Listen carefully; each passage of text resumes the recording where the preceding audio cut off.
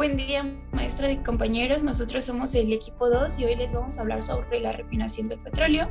Los integrantes del equipo es Avendaño Robledo, Hugo Norberto, Buendía Guzmán Osvaldo, Martínez García Arleta Abigail, Huertas Joshua y su servidora Mariana Carmel Ruiz Velasco Rangel.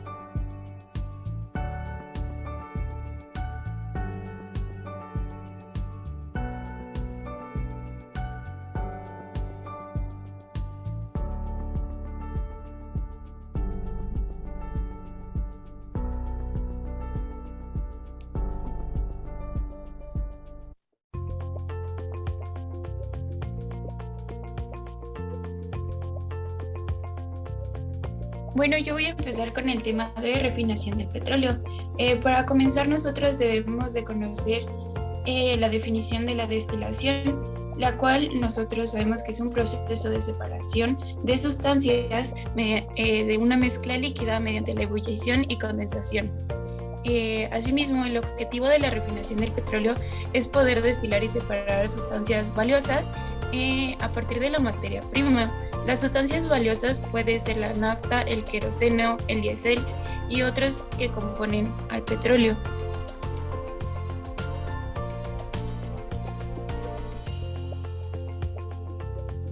¿Qué es la refinación del petróleo?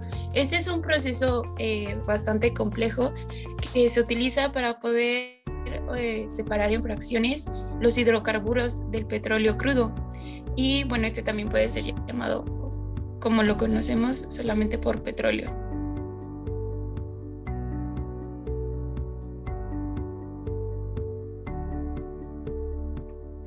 Después tendremos los procesos básicos de la refinación del petróleo, los cuales son solo 5. Y dentro de estos tenemos la separación, que ese será mediante la destilación fraccionaria para poder obtener una sustancia distinta a la que estuvimos obteniendo. Luego tenemos el craqueo, el cual nos indica que se quiebran las moléculas de un compuesto, produciendo así compuestos más simples mediante el calor y la presión. Tenemos la reformación, la cual nos dice que reordena las moléculas de los hidrocarburos. Tenemos la combinación, que al contrario del craqueo, aquí se busca obtener moléculas grandes mediante la combinación de moléculas pequeñas. Y por último tenemos más bien el tratamiento, que como aquí nos dice que es la remoción química de los contaminantes, o sea, que pasa el agua para eliminar cualquier tipo de contaminante pues en el petróleo.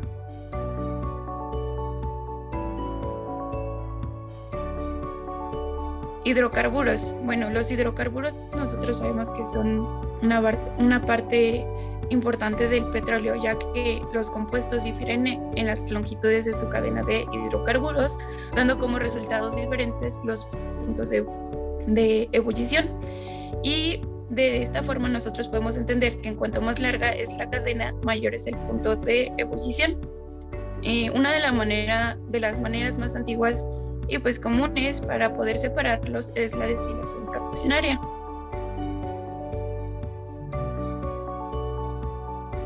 Destilación fraccionaria.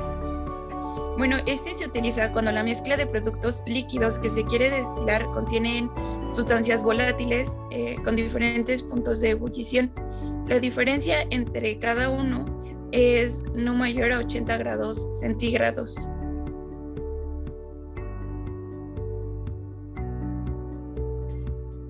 Y tenemos el proceso de refinación a continuación, el cual les iré explicando.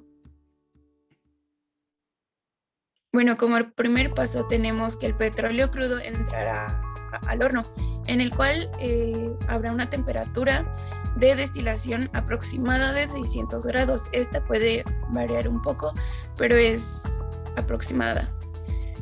A continuación pasará a nuestra torre de destilación, donde vamos a iniciar con el proceso de fraccionamiento, separando así las cadenas de nuestros hidrocarburos.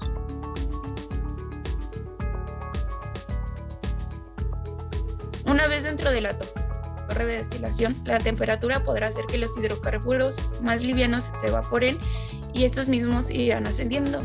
Y pues los más pesados irán quedando en la parte de abajo según corresponda. Al ascender, estos vapores se irán enfriando y cuando entren en contacto con los platos de la torre de destilación, se volverán líquidos y bueno, así podremos nosotros obtener un componente, o más bien de cada componente encontraremos su temperatura de condensación y se recolectará en los platos de destilación lo que obtengamos.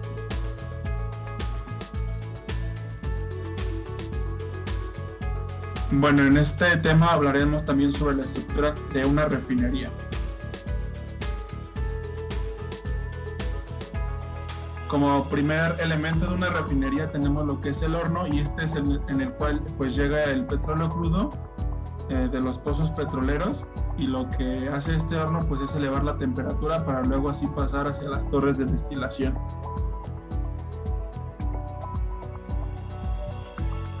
En la torre de destilación es en la cual se distribuyen los vapores del crudo que ya están previamente calentados. Los vapores suben desde la parte inferior hasta llegar a las bandejas o platos, que también se les denominan así, y esos están ubicados en distintos niveles, depende su peso que tiene cada uno de estos vapores. Como tercer elemento tenemos las bandejas o platos, que al subir los vapores, ya que se enfrían y van perdiendo el calor, se depositan en sus respectivas bandejas, las cuales funcionan a temperaturas diferentes, depende qué vapor sea el que estemos trabajando, y sirven para separar y procesar los componentes del petróleo.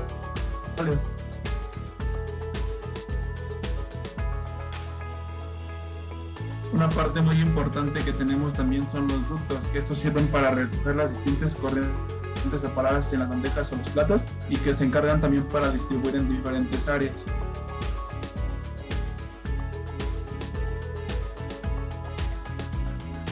Y tenemos también lo que son los condensadores. Estos condensadores en sí sirven para enfriar los vapores y así poderlos convertir en líquidos mediante la disminución de la temperatura.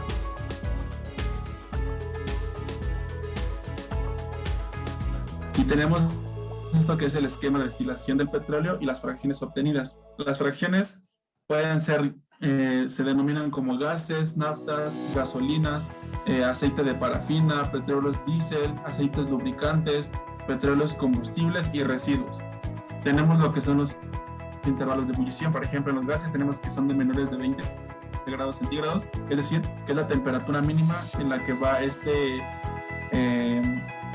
crudo va a ebullir y va a convertirse en vapor para así llegar en diferentes niveles de la torre de destilación. Tienen diferentes números de carbonos, por ejemplo, en los gases tienen de 1 a 4 carbonos, y su principal aplicación son los gases licuados del petróleo, que conocemos como gas LP. Luego tenemos lo que son las naftas, que tienen de 5 a 9 carbonos en un intervalo de ebullición de 70 grados y se ocupan para disolventes. Tenemos lo que es la gasolina, tiene un intervalo de ebullición de 120 grados centígrados, tiene de 5 a 10 carbonos y se ocupan principalmente para combustibles para vehículos. El aceite de parafina tiene un intervalo de ebullición de 170 grados con 10 a 16 carbonos y se utilizan para combustibles de avión y para parafinas de calefacciones. Luego tenemos los aceites lubricantes, tiene un intervalo de ebullición de 320 grados centígrados, tiene de 20 a 50 carbonos y se utilizan principalmente para lubricantes, ceras y abrillantadores. Luego tenemos los petróleos combustibles, tienen un intervalo de ebullición de 600 grados centígrados con un número de carbonos de 20 a 70 carbonos. Se ocupan principalmente para combustible para barcos y procesos industriales. Y por último tenemos los residuos. Estos no tienen intervalo de ebullición, ya que aunque se le aumente la temperatura, estos no son volátiles y no se les puede aumentar más la temperatura, ya que estos se carbonizarían y pues sería una pérdida. Su número de carbones son más de 70 carbones y estos residuos se utilizan principalmente para asfaltos, ya sea para carreteras o incluso para techos.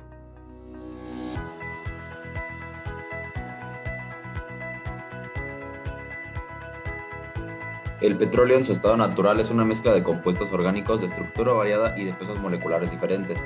Debido a esto se puede agrupar en 4 grupos de constituyentes, los cuales son saturados, aromáticos, resinas y asfaltenos. Este conjunto es conocido como SARA. Y en este caso yo les voy a hablar acerca de los asfaltenos. Los asfaltenos son un tipo de molécula de carbono que se encuentra en el petróleo. Es una sustancia pesada que es similar al alquitrán. A menudo se considera como el fondo de un barril, lo que significa que pues, se encuentra entre los subproductos lodosos que quedan después de la destilación del petróleo. Otra manera de definirlos puede ser como cualquier producto del petróleo que se disuelve en tolueno, pero que no puede ser disuelto en soluciones de pentano o heptano.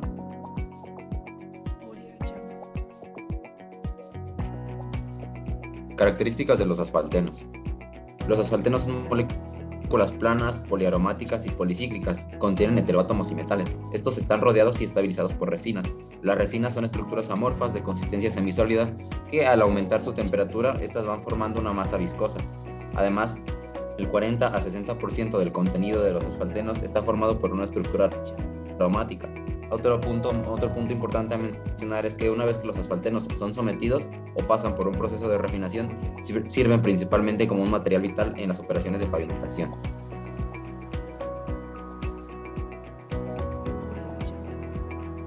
En cuanto a su solubilidad, los asfaltenos se encuentran entre las fracciones más pesadas y polares del petróleo. Son solubles en solventes aromáticos e insolubles en parafinas lineales, es decir, pues los alcanos en general.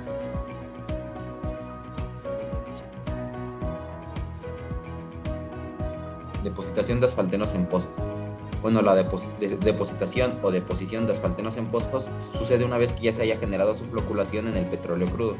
La floculación es un proceso o condición en la que los polímeros u otras partículas cargadas pequeñas se adhieren una con otra y forman una estructura frágil nueva llamada flócula. Pero otra manera de entenderlo es como pues un proceso químico a través del cual, mediante la adición de sustancias que se llaman floculantes, se van a aglutinar o juntar sustancias coloidales que existen en el agua.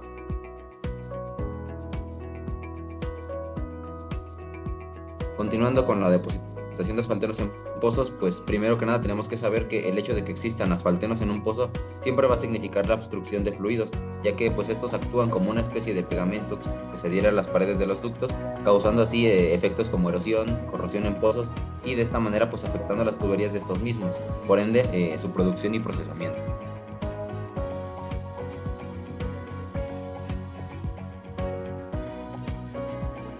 Destilación secundaria. Esta también es conocida como la destilación al vacío, la cual consiste en generar un vacío parcial por dentro de un sistema de destilación para destilar sustancias por debajo de su punto de ebullición normal, lo cual se utiliza principalmente para purificar sustancias inestables como los compuestos del crudo. A continuación hay una imagen en donde podemos ver lo que es una torre de destilación, donde los más ligeros suben y los más pesados quedan al fondo, en donde en el fondo está el asfalto.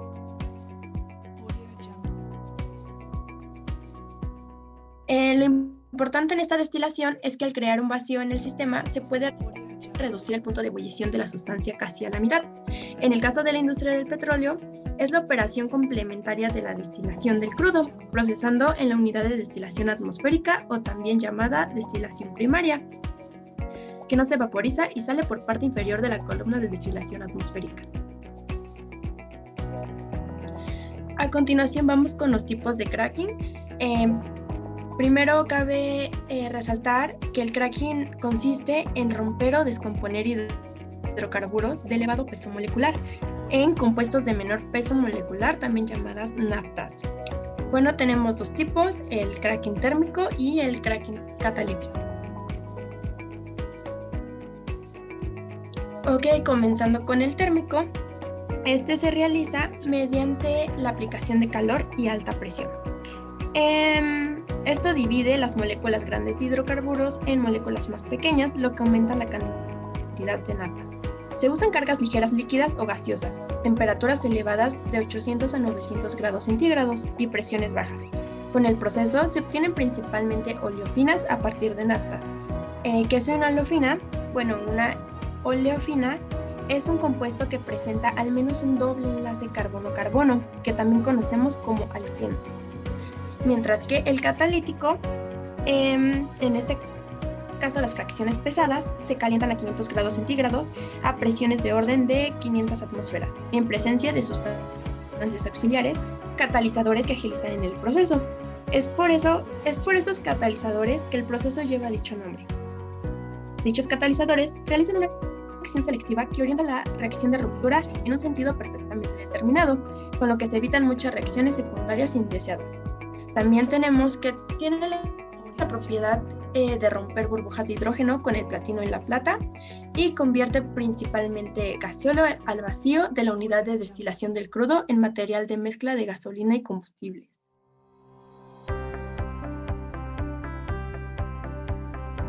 Muy bien, yo les voy a hablar de los complejos petroquímicos en México.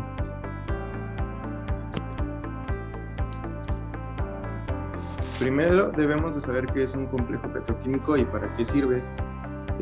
Primero tenemos que ver que la petroquímica es una rama de la química. Esta se encarga de estudiar las transformaciones de todas las derivadas del crudo o del petróleo y pues aparte de los gases naturales que produce, esto para llevarlo a materias primas. También debemos de saber que es fundamental para el desarrollo de diversas cadenas y diversas empresas. La industria en México. De hecho, toda esta industria empieza cuando se da la expropiación petrolera. Esto en el 18 de marzo de 1957, en donde pues ya sabemos que se da todo esto. Y para después hacer la primera planta de benceno en 1959. Pero no es hasta la conclusión de la Segunda Guerra Mundial donde se da toda esta expansión y el desarrollo importante de toda esta industria dentro de México.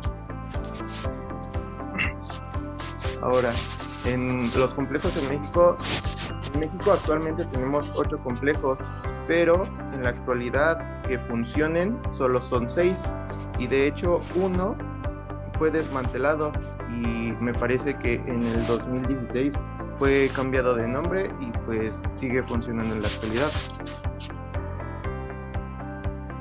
Primero tenemos el complejo petroquímico de Cangrejera. Este está ubicado en el sureste de la ciudad de Coatzacoalcos. Está desde 1980 funcionando hasta la actualidad y pues sus características es que es el más grande de su tipo en toda Latinoamérica, con 16 plantas activas y produce polietileno de baja densidad, estireno, óxido de estileno, benceno, entre otros. Después continuamos con el complejo petroquímico Cozoleacaque, que está ubicado en Cozoleacaque, Veracruz, en el istmo de Tehuantepec. Este tiene sus operaciones desde 1971 hasta la actualidad y como características tiene que elabora, comercializa y distribuye productos petroquímicos no básicos. Produce productos como el amoníaco y almaceno de carbónico. Después tenemos el complejo petroquímico Independencia, que está ubicado en la carretera federal México-Puebla, en el poblado de Santa María, Moyotzingo, Puebla. Este tiene sus operaciones desde 1969 hasta la actualidad y como características tiene como objetivo satisfacer la demanda nacional de metanol. También está especializado en otras cosas, pero ese es su objetivo principal. Y pues su producto que genera, o el más básico, es el metanol. Después tenemos la unidad petroquímica Scorlin, que está ubicada en Poza Rica, Veracruz, y tiene sus actividades iniciadas desde 1971 hasta la actualidad. Esta fue la que les digo que fue desmantelada y de hecho me parece que fue subastada todas sus partes, pero pues como no se dio mucha productividad a partir de esto, pues se dijo que pues esta planta podía seguir, pero pues cambiándole el nombre y pues teniendo otras características. Esto me parece que fue en el año del 2016 y a la actualidad se le cambió el nombre a exploración y producción. Sus productos básicos que genera es el polietileno de baja densidad. Terminamos con después tenemos la unidad petroquímica de Tula, que está ubicada en Córdoba de Tula, en el municipio de Tula de Allende Hidalgo. Tiene unos inicios desde 1979 hasta la actualidad y como características tiene que utiliza un proceso catalítico de Standard Oil Company mediante propileno, amoníaco y aire como materias primas. Sus productos básicos que genera es el acrilonitilo y el ácido anhídrico. Después tenemos el complejo petroquímico de Pajaritos, aproximadamente ubicado a 7 kilómetros de la ciudad de Coatzacoalcos, Veracruz. Tiene sus inicios desde 1967 hasta la actualidad y como características tiene que comercializa y distribuye productos petroquímicos derivados del etileno. Y como productos básicos generados de esta empresa de este complejo es el monómero de cloruro de vinilo, el etileno, el óxido de vinilo y el ácido muriático. Y esto sería todo. Estas son las bibliografías y pues cabe recalcar que todas estas empresas o unidades son de Pemex. Entonces eso sería todo de nuestra parte.